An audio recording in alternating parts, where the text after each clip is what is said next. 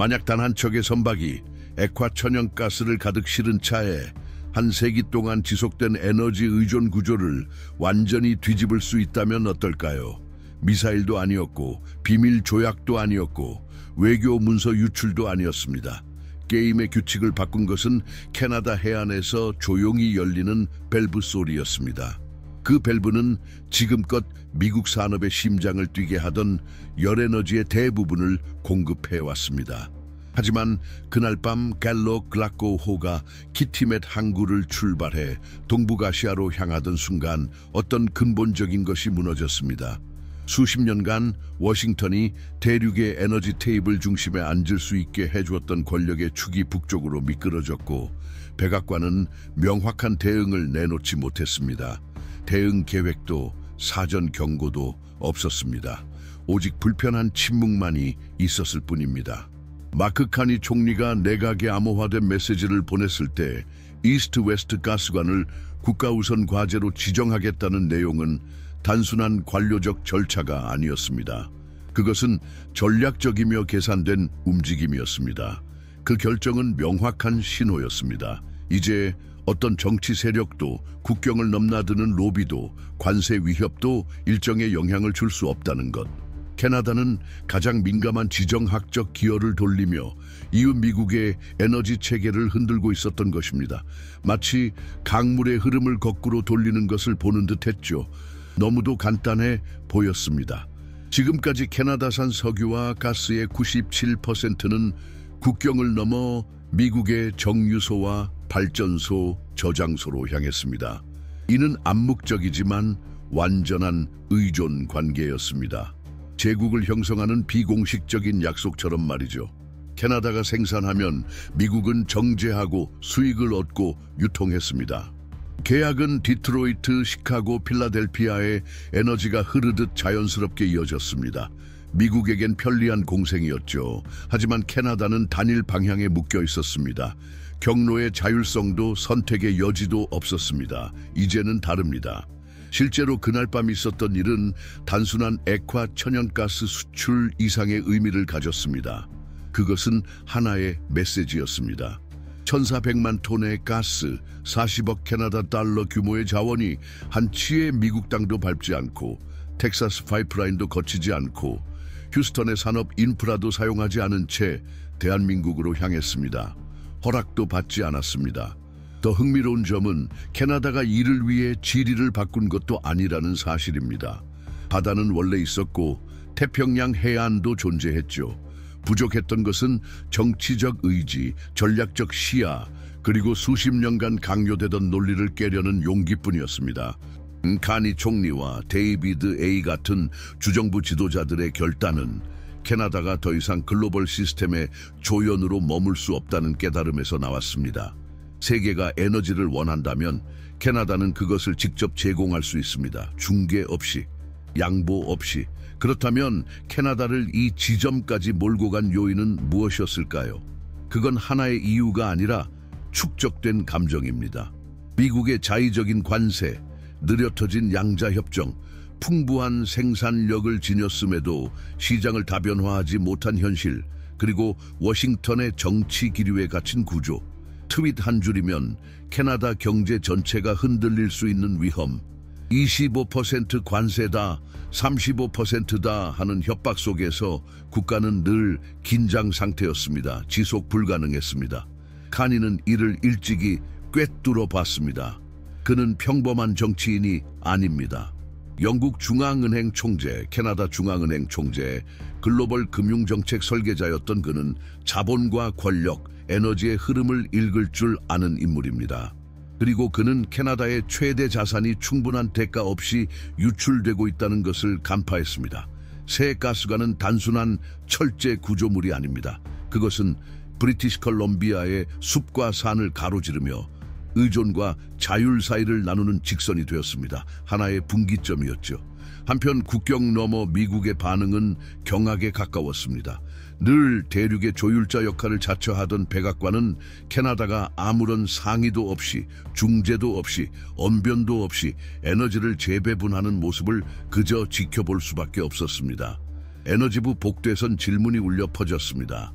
만약 오타와가 북쪽 밸브를 완전히 잠근다면 중서부 정유소는 누가 책임질 것인가? 국경을 넘는 기존 파이프라인 없이 비축은 어떻게 가능한가? 그리고 가장 시급한 질문, 이 모든 변화가 미국 소비자에게 얼마의 비용으로 돌아올 것인가? 정답은 불편합니다. 매우 많은 비용이 들 것입니다. 왜냐하면 이는 단순한 시장 가격 문제가 아니기 때문입니다. 이건 물류, 시간, 구조 개편의 문제입니다. 오랜 기간 값싸고 풍부한 에너지원에 중독되어 온 시스템 전체를 다시 연결해야 하는 것입니다. 현재 북부주에서 정제되는 원유의 3분의 2 이상이 캐나다산입니다. 만약 캐나다가 생산 방향을 전환하면 미국은 더 무거운 석유를 더 멀고 불안정한 지역에서 더 높은 운송비와 위험을 감수하며 조달해야 합니다. 그리고 이런 문제는 트윗으로 해결되지 않습니다.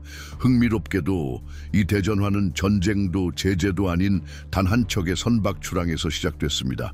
에너지를 운반하는 그 배는 하나의 정치적 결정을 실었습니다. 워싱턴, 베이징, 도쿄, 베를린을 향한 암호화된 메시지였습니다. 캐나다는 깨어났습니다. 그리고 이번에는 더 이상 세계 무대의 보조선이 아닐 것입니다. 비유하자면 캐나다는 수십 년간 땅속 깊은 곳에 보이지 않는 저장고 같았습니다.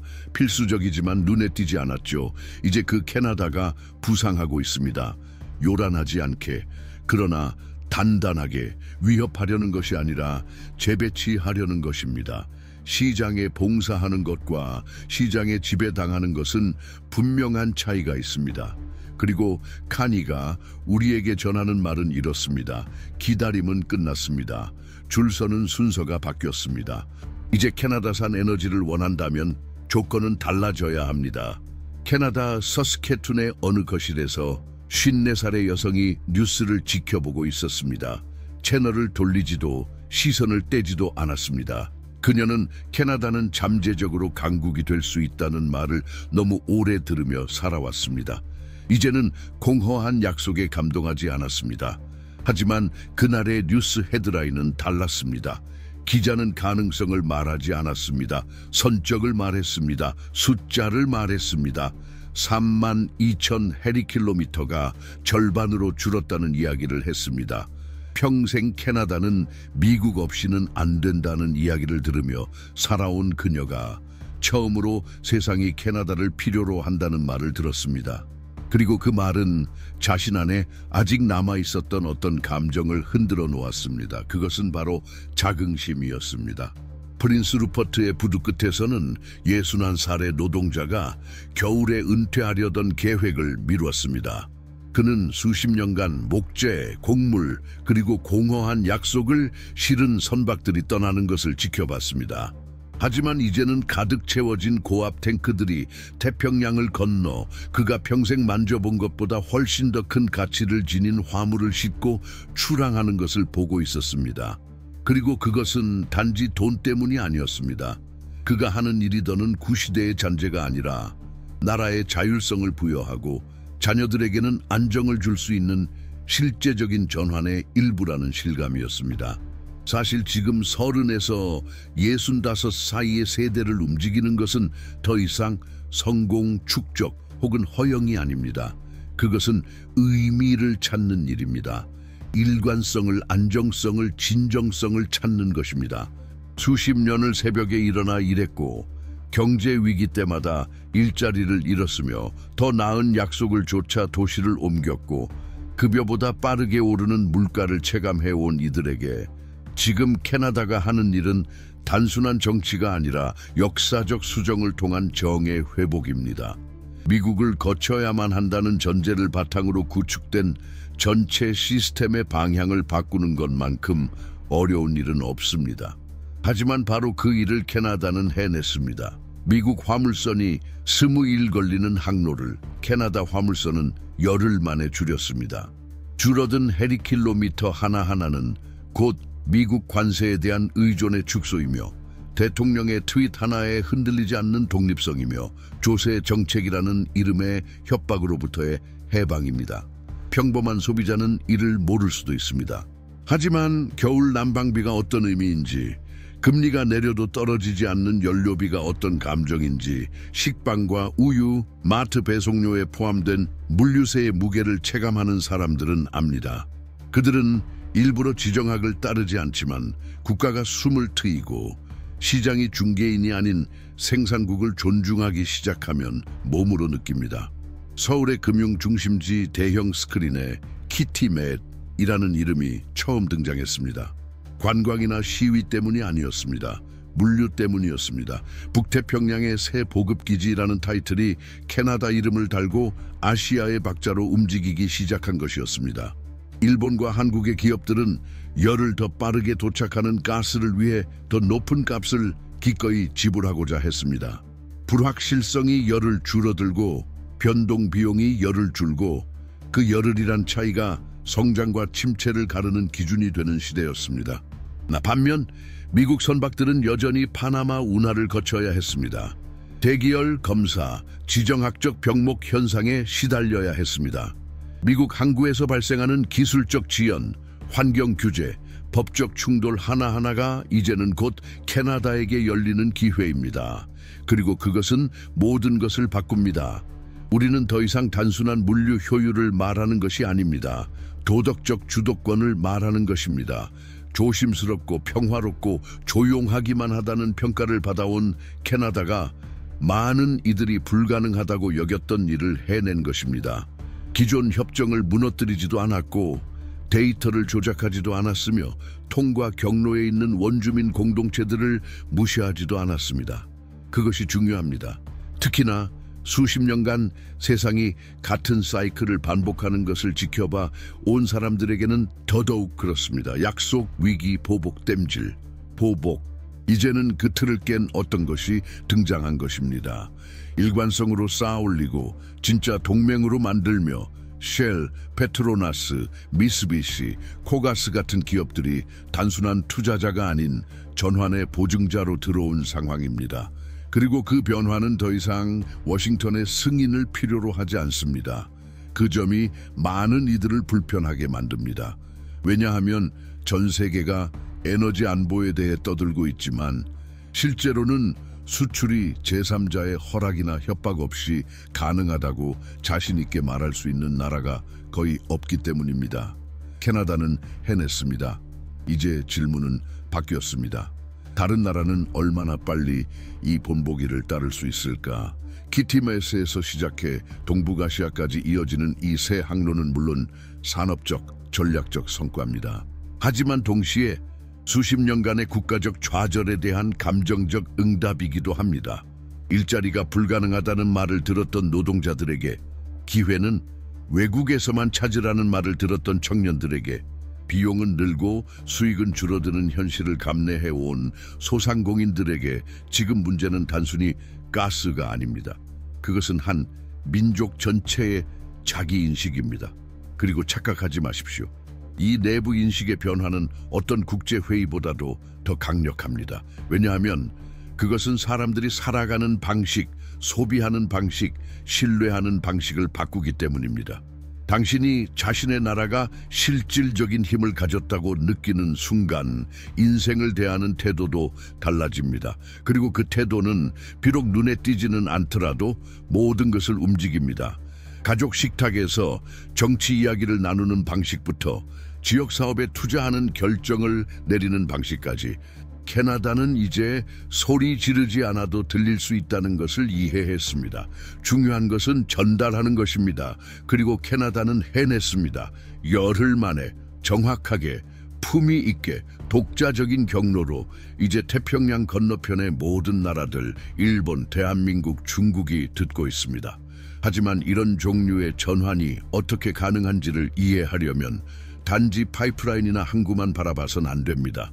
누가 이런 결정을 내리는지를 이해해야 합니다. 수십 년의 의존을 끊고 밸브를 돌릴 용기를 낸 지도자들은 누구입니까? 그들의 집착, 모순, 전략은 무엇입니까? 젊은 시절 그들이 했던 연설 속에 이미 이 용기나 계산이 있었던 걸까요? 이 질문들에 대한 답을 찾기 위해 우리는 특별 이북을 준비했습니다. 도널드 트럼프, 시진핑, 마크 카니 등 오늘날 세계 지정학의 흐름을 바꾸고 있는 인물들의 전체 프로필이 담겨 있습니다. 그 힘은 윤영기에서 시작되어 권력의 회의실까지 이어집니다. 만약 당신이 단순히 사건을 넘어 그것을 일으키는 사고방식까지 알고 싶다면 무엇이 그들을 움직이고 무엇을 숨기고 무엇을 의도하는지를 이 자료는 문을 열어줄 것입니다. 이북은 고정 댓글에서 확인하실 수 있습니다. 왜냐하면 현재를 이해하기 위해서는 때때로 야망의 기원으로 돌아가야 하기 때문입니다. 그리고 이 새로운 글로벌 에너지 지도에서 자원이 어디에 있는지만큼 그 자원을 움직이는 플레이어가 누구인지 아는 것도 필수적이기 때문입니다. 오타와의 마쿠에서 마크 카니의 내각은 지도를 주의 깊게 지켜보고 있습니다. 출하된 모든 화물, 전송된 입방미터 하나하나, 동남아시아 기업들과 체결된 모든 계약은 단순한 에너지 회랑을 넘어서는 거대한 프로젝트의 조각입니다. 그것은 자율성에 기반한 영향력의 구조입니다. 단순한 개념으로서의 자율성이 아니라 매일의 실천으로서의 자율성입니다. 캐나다는 새로운 정치 문법을 써내려가기 시작했습니다. 그 문장에서 사용되는 동사는 이제 기다리다나 협상하다가 아니라 실행하다와 이동시키다입니다. 그리고 이것은 모든 것을 바꿉니다. 왜 이 일이 지금 그렇게 중요한 걸까요? 왜냐하면 세계는 더 이상 장기적인 거대 협약에 의해 운영되지 않기 때문입니다. 지금의 세계는 빠른 결정, 유동적 네트워크, 연쇄적인 불안정에 휘둘리고 있습니다. 신속하게 행동할 수 있는 나라만이 단순히 생존하는 것을 넘어 조건을 설정합니다. 캐나다가 지금 액화 천연가스 흐름을 재조정하며 하고 있는 일은 바로 그 조건을 새롭게 정하는 것입니다. 우연이 아닙니다. 아시아 시장들은 이미 에너지 의존도 예측치를 재검토하기 시작했습니다. 도쿄, 상하이, 서울의 데이터 시트에는 이제 캐나다라는 항목이 전략적 변수로 포함되고 있습니다. 그러나 이 변화는 단순한 경제적 계산만으로 이루어진 것이 아닙니다. 그것은 균열과 실망을 기반으로 구축된 것입니다. 미국의 불안정한 관세, 파나마 운하의 병목 현상, 그리고 미국 에너지 정책에 의존하는 것이 점점 더 큰 위험이라는 인식, 이 모든 것이 구매자들을 북쪽으로 밀어올렸습니다. 어쩌면 그래서 지금 이 순간이 더욱 가치 있는 것일지도 모릅니다. 따를 수 있는 기존 모델이 없기 때문입니다. 캐나다는 단순히 자리를 옮기는 것이 아닙니다. 전혀 새로운 길을 개척하고 있습니다. 매 걸음마다 책임 있게 판단해야 하지만 동시에 용기도 필요합니다. 바로 그 신중함과 대담함 사이의 간극 속에서 진정한 지속 가능하고 강력한 힘이 탄생합니다. 그리고 내부에서 토론이 계속되는 동안 외부에선 이미 도미노 효과가 시작됐습니다. 캐나다 해안에서 직접 출항하는 매 화물선마다 미국 선박은 더 구석으로 밀려납니다. 아시아와 맺는 모든 새 계약은 백악관의 영향력을 줄입니다. 그리고 태평양 구매자들이 절약하는 모든 1센트는 수십 년간 대륙의 에너지 질서를 지배해온 중개 모델에 가해지는 상징적 타격입니다. 여기서 논의되는 것은 단지 연료의 출처가 아닙니다. 누가 가격을 결정하는가입니다. 그리고 지금 이 순간 가스의 가격은 월스트리트가 아닌 캐나다 해안의 기록적인 속도로 건설된 액화 압축 플랜트에서 재편되고 있습니다. 국제 포럼의 화려함 없이 세계는 기다려주지 않는다는 사실을 아는 냉철한 효율성으로 결정이 내려지는 곳이 바로 거기입니다. 이 변화가 방정식의 반대편에 있는 사람들에게 어떤 영향을 주는지 생각해 보십시오. 디트로이트의 주부는 달러 환율이 안정되어도 전기 요금이 오르는 것을 느낍니다. 세인트루이스의 트럭 운전사는 디젤 가격이 배송당 수익을 넘어서는 것을 체감합니다. 신시내티의 소상공인은 운송비가 왜 2배가 되었는지 모르지만 재고가 팔리지 않고 쌓여가는 무게로 느낍니다. 그들은 키티메잇이라는 이름을 들어본 적이 없을지도 모릅니다. 하지만 그들은 매일 그 영향을 받고 있습니다. 마크 카니가 누구인지 몰라도 그의 결정이 어떤 결과를 가져오는지는 몸으로 알고 있습니다. 그리고 이것이 지금 우리가 살아가는 순간의 가장 날카로운 현실입니다. 권력의 이동은 방송되지 않아도 현실이 된다는 점입니다. 그것은 느리지만 끊임없이 진행되는 조수처럼 마지막 계단까지 잠식합니다. 진정한 혁명은 바로 거기에 있습니다. 자극적인 뉴스가 아니라 재편된 항로에, 방향을 바꾸는 화살표가 그려지는 엑셀표에, 하루도 쉬지 않고 작동하는 터미널에, 그리고 가스가 얼마나 빠르게 액화되고 저장되고 출하되는가의 리듬 속에 있습니다. 무엇보다도 외세의 기분에 맞춰야만 했던 긴 세월 끝에 이제 자신만의 길을 선택할 수 있게 되었음을 자각하는 국민의 시선 속에 있습니다. 이 흐름을 유심히 지켜보는 사람들은 새로운 형태의 자긍심이 형성되고 있다는 것을 감지하게 됩니다. 그것은 맹목적인 민족주의도 피상적인 흥분도 아닙니다. 그보다는 진짜 어떤 의미 있는 건설에 참여하고 있다는 깊은 소속감입니다. 지금 이 일이 미래 세대의 운명을 바꿀 수 있다는 자각, 그리고 그 흐름에 동참한다는 것 자체가 변화라는 인식입니다. 바로 이러한 구조적 재편의 배경 속에서 결정권은 더 크게 외치는 자가 아니라 더 꾸준히 실현하는 자에게로 넘어가고 있습니다. 조건을 강요하는 자가 아니라 약속을 지키는 자에게로, 그리고 캐나다는 지금 이 새로운 자세로 그 논리를 누구보다도 명확히 이해한 듯 보입니다. 그래서 만약 여러분이 기술적 결정이 정치적 행동으로, 상업 항로가 주권 선언으로 변해가는 이 글로벌 재편의 뒷이야기를 계속 따라가고 싶다면 이 채널을 구독해 주세요. 영상을 좋아요 눌러주시고 같은 감각을 가진 분들과 공유해 주세요. 그리고 댓글로 알려주세요. 당신은 에너지의 미래가 생산하는 자에 의해 결정된다고 생각하시나요? 아니면 새로운 길을 그릴 용기를 가진 자에 의해 결정된다고 보시나요? 토론토에 살고 있다면 지금 교체되고 있는 녹슨 밸브들을 직접 본 적은 없을지 모릅니다. 하지만 이미 그것들의 비용을 지불해왔습니다. 휘발유 가격에서, 느려진 배송 속도에서, 돌아오지 않는 세금에서. 캘거리에서 살고 있다면 이제 이 문제가 더 이상 채굴에 관한 것이 아님을 이미 알고 있습니다. 핵심은 어디로 보낼지를 선택하는 것이고 무엇보다도 누구에게 팔지를 결정하는 것입니다. 하지만 엘버타의 자원심장에서 태평양까지 이어지는 이 새로운 노선은 단순한 대안이 아닙니다. 그것은 도발입니다. 오래된 파트너를 우회하며 전체 지도를 다시 그리는 계산된 이탈입니다. 지금까지 캐나다의 모든 배럴은 어떤 방식으로든 미국 영토를 통과해야 했습니다. 선택이 아니라 선택지가 없었기 때문입니다. 그 시대는 끝났습니다.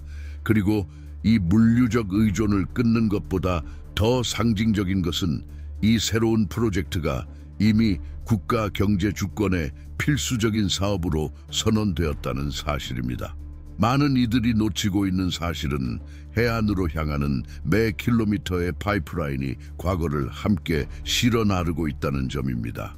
실현 직전까지 갔다가 끝내 좌초된 과거 프로젝트들의 실패를, 수년간 트랜스 마운틴을 가로막았던 법적 전투의 메아리를, 그리고 압력과 두려움, 선거 계산으로 인해 후퇴했던 지도자들의 기억을 함께 실어 나르고 있습니다.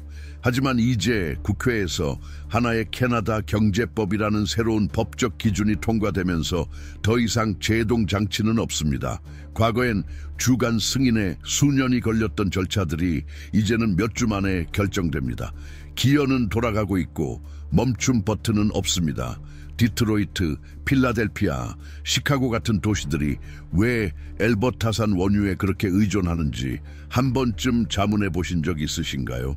내부 생산이 늘었음에도 불구하고 왜 미국은 북쪽에서 들어오는 안정적 유류 흐름을 절대 포기하지 않았을까요?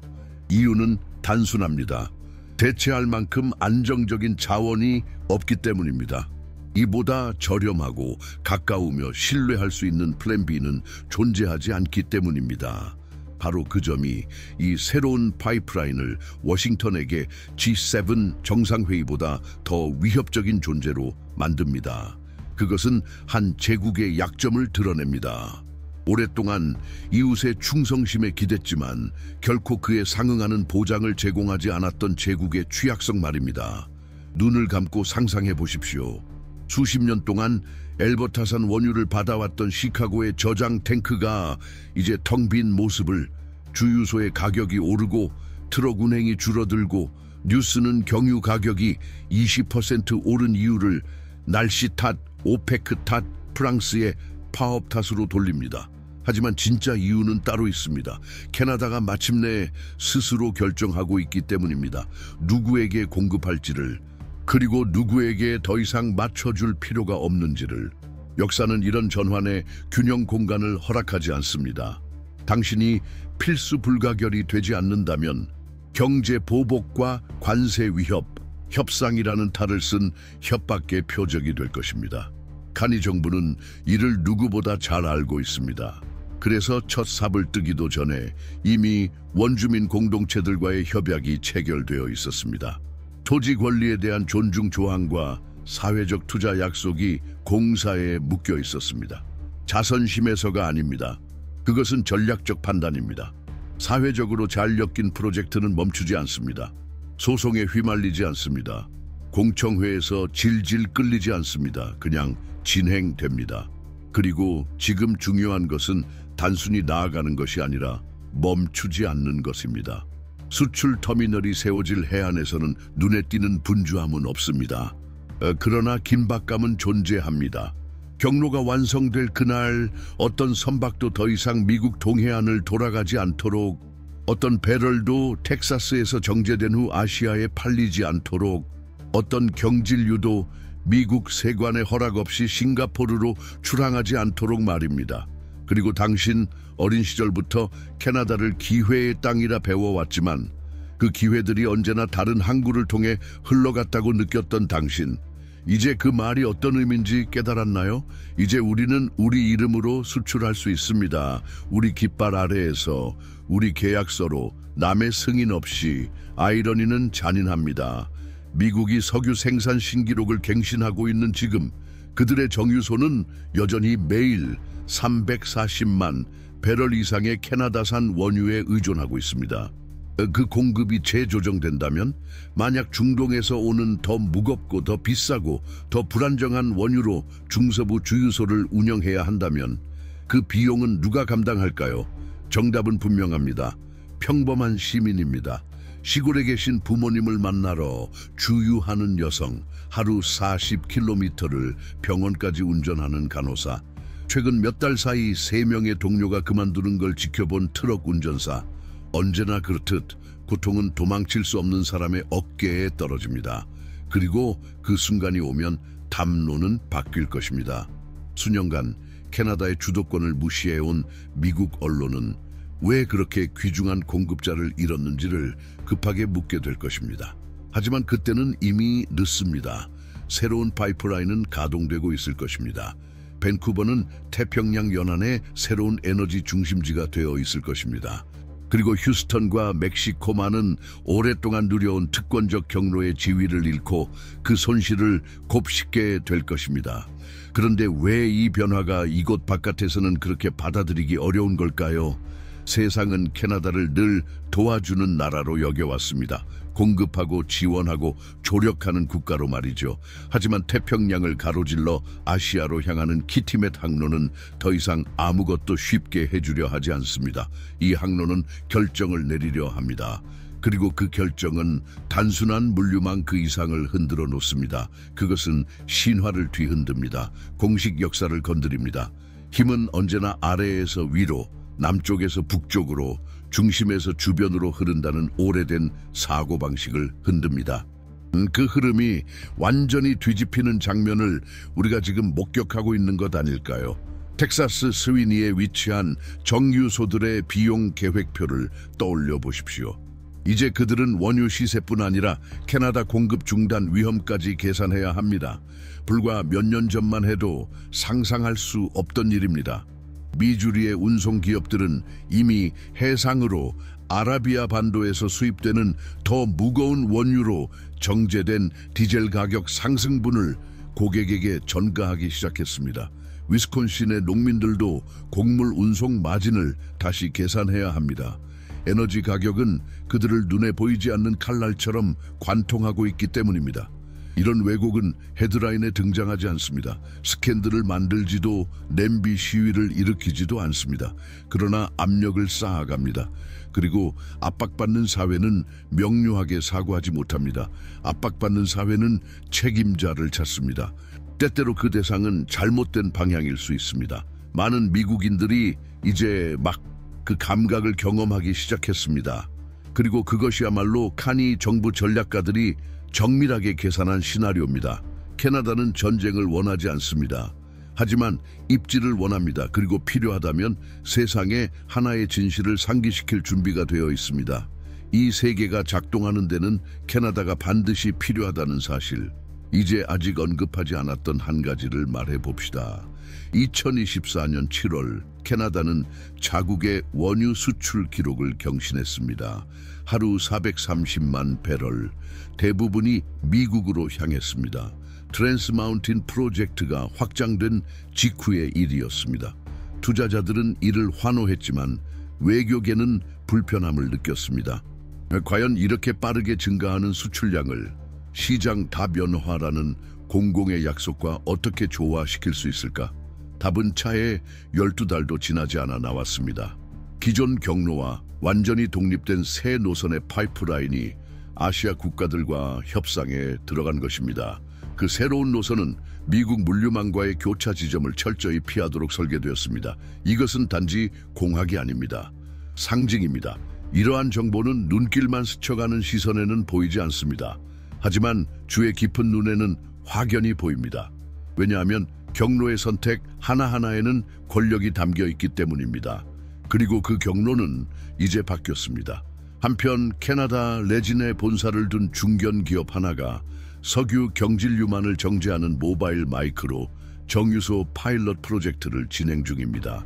이 시설들은 미국에 설치되지 않을 것입니다. 선박에 실려 직접 아시아로 보내질 예정입니다. 각 유닛은 하루 10,000배럴의 정제 능력을 지니고 있습니다. 작아 보일 수 있습니다. 하지만 20개, 30개로 늘어날 경우 대상은 대량 생산이 아니라 분산된 자율성이라면 그 영향력은 작지 않습니다. 바로 이 분산화가 기존 권력의 중심들을 가장 불안하게 만드는 요소입니다. 예전에는 집중되어 있던 힘이 이제는 주변으로 흘러가고 있습니다. 그리고 자신의 힘을 자각한 주변은 중앙 통제에 익숙한 자들에게 가장 위험한 존재입니다. 노르웨이 북부 해안의 항구 도시 하마르페스트로 가봅시다. 그곳에는 2005년 유럽 일부에 액화 천연가스를 공급하기 위한 터미널이 설치되었습니다. 수년간 그 프로젝트는 북유럽 에너지 자립의 상징으로 여겨졌습니다. 하지만 소수만이 아는 사실이 하나 있습니다. 무대 뒤에서는 몇몇 아시아 기업들이 노르웨이 가스 의존을 줄이려는 조용한 움직임을 시작했다는 점입니다. 그들은 대안을 캐나다에서 찾고 있었습니다. 표면적인 연결은 없어 보이지만 실제로는 존재합니다.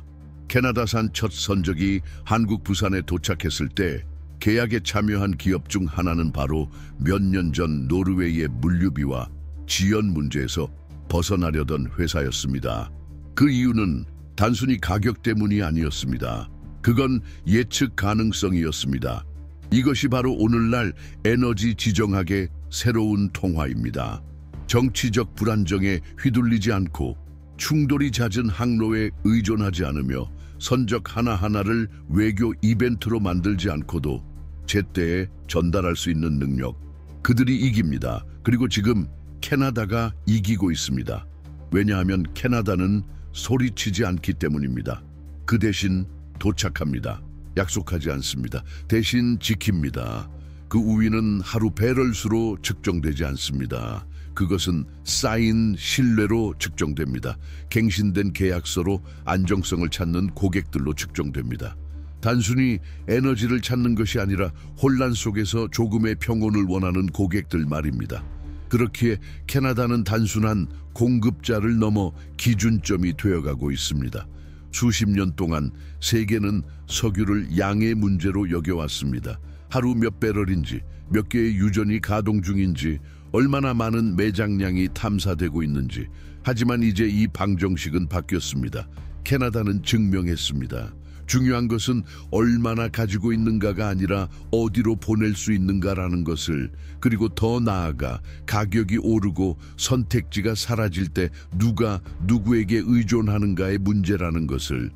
다시 한번 텅 빈 주유기를 떠올려 보십시오. 그것을 미국 산업 중심부에 흩어진 600개의 주유소에 곱해 보십시오. 배송하지 못하는 트럭, 출발하지 못하는 버스, 도착하지 못하는 식품까지 곱해 보십시오. 그리고 질문해 보십시오. 플랜 B가 없다는 것의 진짜 대가는 무엇인가? 그 답은 사람들이 거의 들여다보지 않는 데이터 저장소에 있습니다. 2025년 3월 미국 에너지청이 발표한 보고서에 따르면 시카고에서 뉴욕 사이에 위치한 정유소의 66%가 캐나다산 경질유에 구조적으로 의존하고 있다고 합니다. 선호도의 문제가 아니라 설계 구조의 문제입니다. 이 정유 설비들은 특정 종류의 원유를 기준으로 설계되었습니다. 이를 대체하려면 시설 개조, 정밀 보정, 수십억 달러의 비용과 시간이 필요합니다. 그리고 그 시간은 지금 누구에게도 없습니다. 그 사이 도쿄에서 조용히 열린 한 회의에서 일본 투자자들은 밴쿠버에 건설될 새로운 수출 터미널에 대한 독점권을 확보했다고 발표했습니다. 기대는 분명합니다. 내년 말까지 캐나다 전체 생산량의 절반 이상이 미국을 거치지 않고 아시아 시장으로 직접 수출될 것입니다. 이것은 단순한 무역이 아닙니다. 그것은 영향력 지도의 재편입니다. 하지만 긴장은 거기서 멈추지 않습니다. 이 방정식에는 더 교묘하고 더 불편한 진실이 숨어 있습니다. 미국이 대체 시장에서 구매해야 할 석유는 대부분 정치적 불안정성, 무력 분쟁, 권위주의 정권이 있는 국가들로부터 옵니다. 이러한 비상거래의 평균 배럴당 가격은 120달러를 넘어섭니다. 그리고 그것이 전부가 아닙니다. 해상 운송은 시간이 오래 걸리고 보험료는 더 비싸며 기후 리스크도 큽니다. 바다 위에서 하루가 더해질수록 소비자의 지갑에서 1달러가 빠져나갑니다. 이제 클리블랜드 같은 도시를 떠올려 보십시오. 학생 대출, 의료보험, 누적된 물가에 이미 짓눌리고 있는 중산층 가정. 갤런당 30센트의 가격 인상은 의회 복도에 있는 사람들에겐 작아 보일 수 있지만 그 가정에게는 토요일 밤에 피자를 포기하고 자녀와의 외출을 미루고 보험 미적용 약을 못 사게 되는 삶의 절단입니다. 그리고 그 와중에 이쪽의 캐나다는 조용히 지켜봅니다. 도발도 선언도 없이. 하지만 이제는 분명한 자각과 함께 살아남기 위해 누군가를 기쁘게 해줄 필요는 더 이상 없다는 인식과 함께. 이것은 복수심이 아닙니다. 성숙기입니다. 세상에 에너지를 공급하는 것이 복종을 의미하지 않으며 분명한 목적 의식이 있어야 한다는 사실을 이해한 것입니다. 오랫동안 캐나다는 불편을 주지 말라고 교육받아 왔습니다. 협력하라고, 기능적으로 움직이라고. 하지만 타인을 위한 기능만을 수행하는 국가는 어느 순간 자신을 위한 기능을 잊어버리게 됩니다. 그래서 이 새 파이프라인은 단순한 철제관이 아닙니다. 산을 관통하는 강철 구조물이 아니라 상징입니다. 그 구조물은 말합니다. 이제부터는 우리가 결정한다. 하지만 결정에는 언제나 결과가 따릅니다. 백악관은 이미 불쾌감을 드러냈습니다. 최근 발표에서 미국 대통령은 에너지 협력 조건을 재검토하겠다고 언급했습니다. 일부 언론은 농산물과 제약 제품에 대한 관세를 압박카드로 검토 중이라는 보도를 내놓았습니다. 그러나 현실은 냉정합니다. 이미 다른 길을 찾아낸 이에게 협박은 통하지 않습니다. 그리고 그것이 결국 드러내는 것은 자만심으로 포장된 취약성입니다. 미국은 늘 중심이 되는 데 익숙했습니다. 하지만 그 중심축이 옮겨지는 것을 목격하면서 이제 더 이상 모든 것이 자신에게 흘러오지 않음을 실감하고 있습니다. 그 자존심의 상처는 깊고 고통스럽습니다. 그런데 이 모든 혼란 속에서도 보기 드문 아름다움이 있습니다. 바로 누구와도 싸우지 않고 스스로의 힘을 되찾아가는 한 나라의 모습입니다. 캐나다는 처벌하지 않습니다. 선택합니다. 공급망의 새로운 구조를 그리고 있습니다. 그 기준은 복종이 아닌 일관성입니다. 그리고 그 일관성에는 이름이 있습니다. 선로가 있습니다. 출항 준비된 선박들이 있습니다. 도쿄, 서울, 상하이, 뭄바이와 체결된 계약이 있습니다. 더는 예측 불가능한 이웃에 의존하지 않기 위해 지어진 발전소들이 있습니다. 그리고 가장 중요하게는 예의를 이유로 자리를 내주는 것이 곧 사라짐을 수용하는 것이 아니라는 사실을 이제 막 깨닫기 시작한 국민이 있습니다. 국가 간의 불신이 공식 언어가 되어버린 시대, 약속이 깨지는 일이 더 이상 놀랍지 않은 시대, 그런 세상에서 세계는 비록 침묵 속에서라도 안정성을 갈망하고 있습니다. 그리고 지금 캐나다가 세상에 제공하고 있는 것은 쇼도, 공허한 연설도, 외세에 대한 복종도 아닙니다. 그것은 일관성입니다. 구조입니다. 시스템이 작동하고 협약이 이행되며 에너지가 필요한 순간에 도착하고 오늘 말한 것이 내일도 유효한 곳, 그런 땅이 존재할 수 있다는 가능성입니다. 당신의 일상과는 거리가 있어 보일 수도 있습니다. 하지만 이 변화는 호화로운 집무실에서 탄생한 것이 아닙니다. 그 씨앗은 평범한 손에서 심어졌습니다. 추위 속에서 철도 노선을 건설하는 노동자들, 아침 식사 전 물류 경로를 검토하는 엔지니어들, 낡은 노트에 숫자를 적어가며 가계부를 짜는 어머니들, 수십 년간 인정받지 못한 채 캐나다 사회의 실핏줄을 지탱해온 원주민 리더들, 아직도 신문을 읽는 것이 세상과 소통하는 방식이라 믿는 은퇴자들, 이름이 한면에 오르지는 않지만 목소리를 높이지 않고도 존재감을 갖는 나라를 바치고 있는 사람들입니다. 하지만 앞으로 우리 앞에 어떤 길이 펼쳐질지를 알기 위해선 더 깊이 바라봐야 합니다. 단지 무슨 말이 오갔는가가 아니라 그 말을 누가 했는가를 들여다봐야 합니다. 지금 세계의 결정권을 쥐고 있는 사람들은 누구입니까? 그들을 형성한 상처는 무엇입니까? 그들을 움직이는 동기는, 두려움은, 수백만 명의 삶을 결정짓는 순간에 떠오르는 기억들은 어떤 것입니까? 그리고 마이크가 꺼진 뒤 그들이 지키는 침묵은 어떤 무게를 가집니까? 이 질문들에서 출발하여 우리는 하나의 특별한 이북을 만들었습니다. 도널드 트럼프, 시진핑을 포함한 세계 주요 리더들의 생애를 깊이 있게 탐색했습니다. 그들의 여정, 집착, 정치적 전환점을 따라가며 우리는 단지 그들이 누구인가를 밝히는 것이 아니라 왜 세계가 지금 이렇게 움직이고 있는가를 풀어내고자 했습니다. 왜냐하면 결국 권력의 이면을 이해한다는 것은 지구라는 행성을 형성해온 인간의 모순을 이해하는 일이기 때문입니다. 그 모든 약속과 위험을 함께 품고 말입니다. 이 영상의 고정 댓글에서 이북을 확인하실 수 있습니다. 소중한 이야기에 어울리는 마음가짐으로 읽어주시길 바랍니다. 그 책은 쉬운 해답을 약속하지는 않습니다. 하지만 훨씬 더 귀중한 것을 제공합니다. 과거, 현재, 그리고 지금 쓰이고 있는 미래를 연결하는 시야입니다. 만약 이 영상이 당신 안에 무언가를 건드렸다면, 이미 느끼고 있었던 어떤 질문에 닿았다면 채널을 구독해주세요. 댓글을 남겨주세요. 당신의 말이 다른 누군가의 문을 열 수 있습니다. 좋아요, 공유도 함께 부탁드립니다. 작아 보이는 이 행동이 듣는 것이 점점 희귀해진 이 시대에 이 대화를 이어가는 데 큰 힘이 됩니다. 그리고 무엇보다도 감사합니다. 이 자리에 함께해 주셔서, 당신의 시간과 주의와 귀 기울임을 내어주셔서 우리는 그렇게 함께 이 복잡한 시대를 건너고 있습니다. 맑은 의식으로, 용기로, 반응하기 전에 이해하고자 하는 의지로. 다음 영상에서 다시 만나요.